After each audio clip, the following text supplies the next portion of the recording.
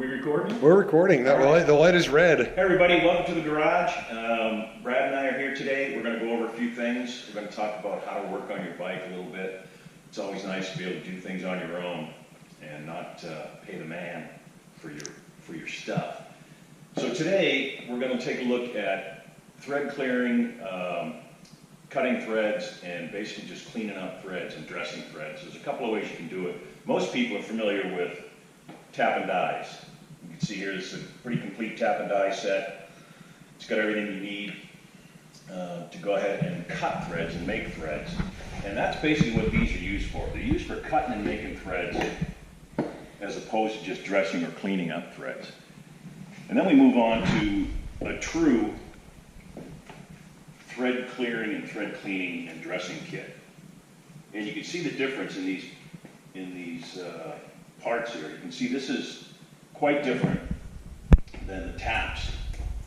The taps are a little bit tougher, made more for cutting. These are made more for clearing. You've got internal and external. So you use these for the internal and these to cut internal. And then you go ahead and swap out to the outside. And if you want to fix up an outside thread, these are just right for clearing. And again, these are the dies that are for cutting. So when you want to make a thread, you can go ahead and use this. Now another tool that I've been using recently that I really enjoy is a thread file. I saw one of these for the first time in Italy last November when I went for a trip. A friend of mine said, "Here, you need to buy this," and he gave it to me. I had absolutely no idea what it was or how to use it. So I looked it up and was a little nervous trying to use it and trying to get it going. But after I got a little practice with it, it's come to be probably one of my favorite tools. Now this one, you can see here the numbers, 150, 125, 2, 1.75, 1.0. These are the thread sizes in millimeters. So you've got millimeter, and then here's some by this company right here, millimeter and SAE or English. Now before you use these, you want to make sure that you match the thread up to what you're going to use to dress, clean, or cut. So you've got to have one of these gauges. This is a pretty cool gauge. This has the old Whitworth and metric on both. So you've got to use this. You need to find your size of thread. So right here I've got 1.0, 1.25. I think this thread right here is a 125. So take those teeth that you see right there, and you want to match it up right here to the thread. And that is a 125. Fits in there nicely, and you can feel it, and there's no movement. The other good thing about this, you can use it to kind of scale around and feel where the little burrs are at, the tough spots, and you get a good feel for how that works. Now, to use these things, and again, internal, external. So there's a couple of ways you can do it. And if you come over here, I'll show you on this frame the difference in the threaded areas. Up here is a fuel tank boss with an internal thread. Down here is a foot peg boss with an internal thread. And then you got here the external thread with the shock strut post. So that's pretty easy to clean. Just get up there, keep it clean, get the rust off it, get the grime off it, get the dirt off it. And the same thing with the internals. Clean them up first. And if you want to cut them, you can use the tap or the die depending on the application. But most of the time it just needs a good clean and a good dress. And then that should take care of most of the problems. And you're saving yourself a ton of money if you can learn how to do this yourself instead of going to a machinist and having him do it. So I'm going to take you through how to use this thread file and how to get this thread nice and clean the way you want it. Usually I'll start with the nut that I'm going to use on that. And I'll try and get it on that thread, and I'll look for the burrs, look for the places where it stops and pauses. Then I'll get that feel, that drag that I'm looking for. And once I find that little area where that drag is, I can go ahead and bring that back off, kind of eyeball it, look for it, and then go ahead and start my dressing. I like to use the fluids. This is a tap cutting fluid. You've got them for steel, and you also have them for aluminum. So I'll use these. I don't know if people do it or not, but I know you need to use this when you're cutting threads, so I just go ahead and use it anyway for the dressing. So we'll put a little bit on there, work it through, and get it in there. Take my thread file, 1.25, I think that was it. Let me just double check. 1.25. Yep. 1.25, so there we go. So make sure on the 1.25 right there, go ahead and take the file, line it up, and you can feel when you're on there. You can feel when you're on the thread. It's got a nice good feel to it.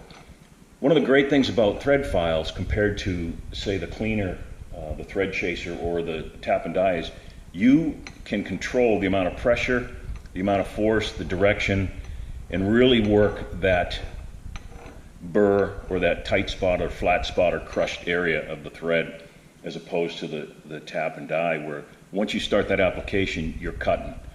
So we'll take the thread file, start here, find my little burr area, and we'll bring it up and out.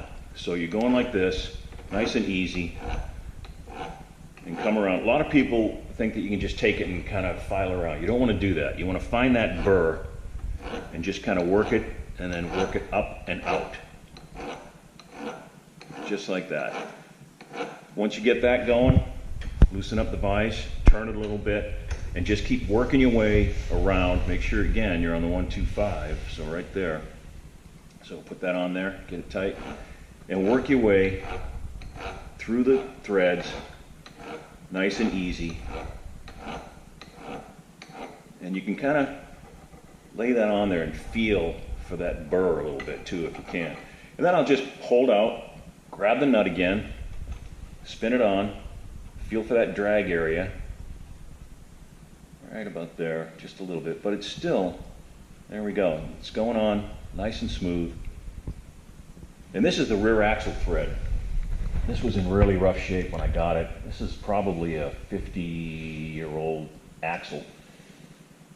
And of course, it's critical on something like this with an axle or something like a steering stem right here. You want to make sure these threads are good, because if those things end up cross-threading or stripping and falling out under power while you're on the road, you know, you can have a little bit of a disaster. So make sure those are good. Really work those threads and get them clean. And you can see there, as the nut comes on, it just spins on there nice and easy, nice and smooth.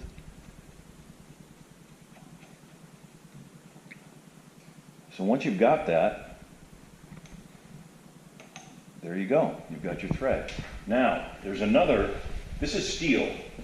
This is a steel cutting fluid, heavy-duty steel cutting fluid.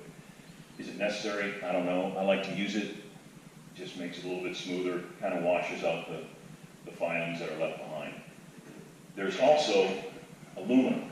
So if you need to cut threads in aluminum, you've got to be very, very careful. A lot softer.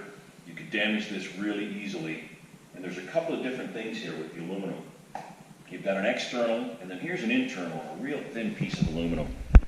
These are really, really tough to work, and you can work that with the tip of this.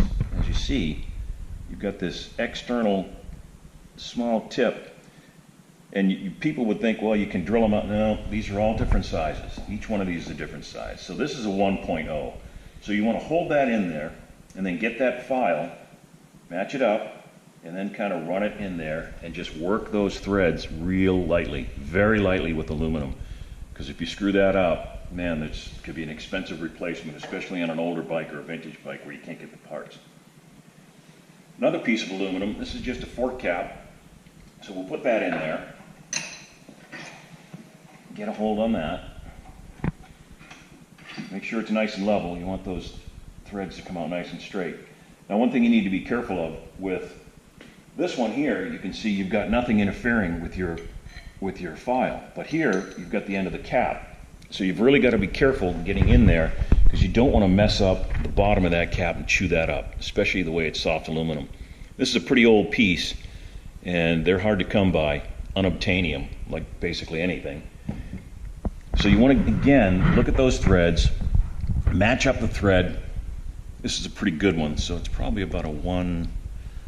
Let's take a look at that. Again, get your thread gauge, match it up. Yep, 1.5. And again, you can find where the burrs are just by running that gauge through the threads. Lock it in there, find where it's at, find your starting point, see where the bad area is, get it in there. All right, so that's a 1.5. It's aluminum, so I'm gonna go ahead and use this aluminum cutting fluid, a little bit different than the heavy duty for the steel. So we'll, again, apply that in there, work it in.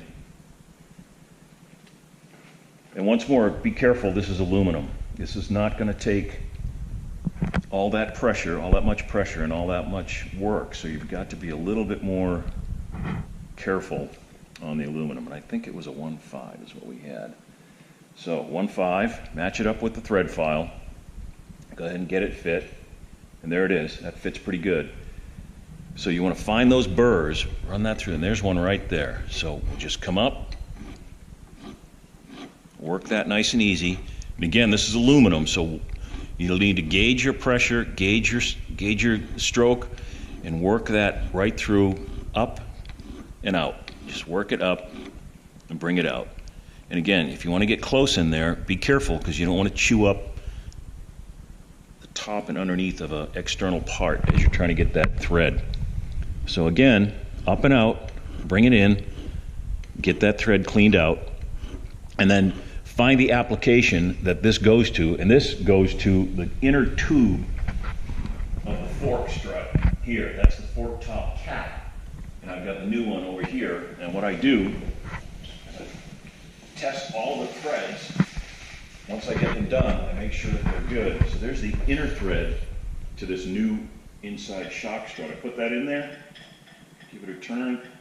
Yeah, it's going in nice. So there we go. There's a brand new inner strut for my old forks with a 50-year-old fork cap top, ready to go. So that just worked out nice. The next step will be to get this cleaned up, polish up the top a little bit, throw the seal in there. I gotta get some new rubber seals, 50-year-old seals are no good. And then I can start reconstructing the forks. But you can tell, just because this is a vintage bike doesn't mean you don't have to worry about working on your own bike. If you can get some threads on your bike and do this, you'll save a lot of money, save a lot of grief. It's really kind of a pain trying to get those fasteners fixed and get them all squared away. Because all our bikes are loaded with fasteners, you want to make sure that you're getting those things under control. And every time you take a panel off or take a spark plug out, you're always worried about crossing threads. So this is one way to do it. Again, you've got your thread chasing kit. This is really good for cleaning the threads, finding where your internal and external threads are. And this kit actually comes with some thread files right here. And little handles that you can throw on there. But I like this one because it's a little bit thinner, it's a little bit easier to handle, and I just like the feel of this one better than that. It's got a little taper to it, so it kind of falls along and fits real nice. And then to cut threads, again, you've got taps and dies. So 3 different ways of doing it. I've more and more come to the way of the thread file because I really like the way that works. I like being able to control the thread. I like being able to control the pressure, the speed, the stroke of the file, and working the thread for me instead of relying on the cutting power of the taps and dies. These are excellent. One thing I have found is that a lot of the sizes, metric, of course, is tough to come by. There's a little metric section here and a metric section here. But with Ducatis and most Italian bikes, you'll find the odd size thread, and that's what I've got on a couple of my bikes. So you'll have to go and find the odd size tap and dies for some of those applications, and they can be a little bit expensive. But it's good to have them. They do come in handy, because if you're stuck with working on your bike and getting panels off, getting things in and out, and eventually you find a cross-threaded bolt, screw, internal, external threaded area. These are ways you can go ahead and do it. So I hope that helped. Time for another coffee, and maybe we can do something next time. Cheers. How'd that go?